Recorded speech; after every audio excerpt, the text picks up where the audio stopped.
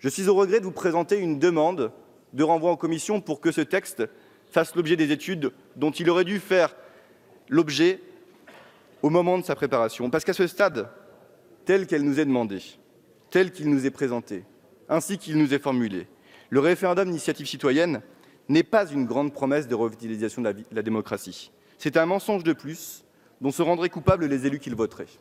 Merci. C'est quelque chose qui se discute partout dans le pays. Partout dans le pays sur les ronds-points.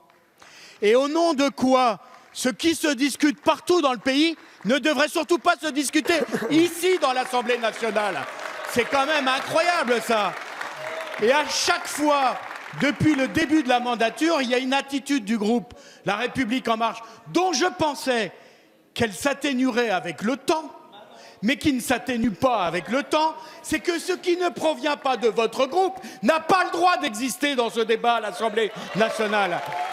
Et donc apprenez à écouter, apprenez à débattre, apprenez à amender, mais ne rejetez pas en bloc les propositions des autres groupes. D'abord, vous rappelez qu'il ne suffit pas d'annoncer peuple pour en être le garant. Et le meilleur exemple, c'est qu'il pourrait me suffire de vous répondre que le peuple ne vous a pas choisi. Ce débat a lieu partout dans le pays, vous avez raison, monsieur Peu.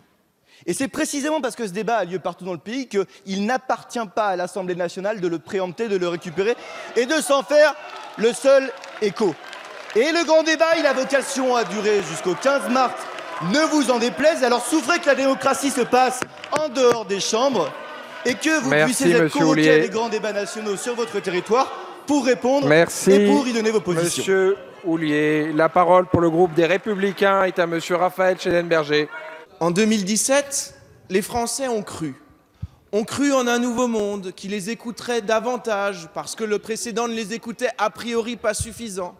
Ont cru en une nouvelle majorité qui exprimerait peut-être mieux leurs problématiques. Force est de constater que ce qu'ils ont eu, c'est du sectarisme, c'est de l'exclusion, c'est du mépris, parce qu'on n'a pas voulu les écouter, parce que tout ce qui a mis la France à feu et à sang, parce que tout ce qui a fait sortir les Français sur les ronds-points, en deçà des gilets jaunes, nous vous l'avions dit depuis plus d'1 an, que vous preniez une mauvaise décision. Vous n'avez pas écouté. Et vous continuez de ne vouloir pas écouter.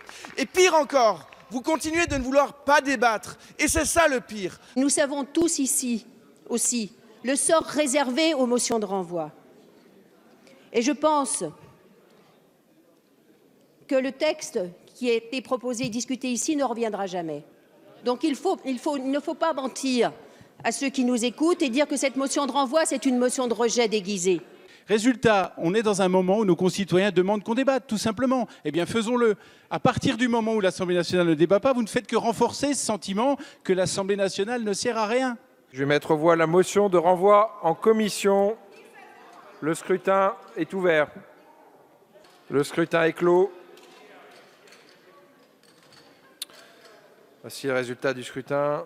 Votant 144, exprimé 141, la majorité est à 71.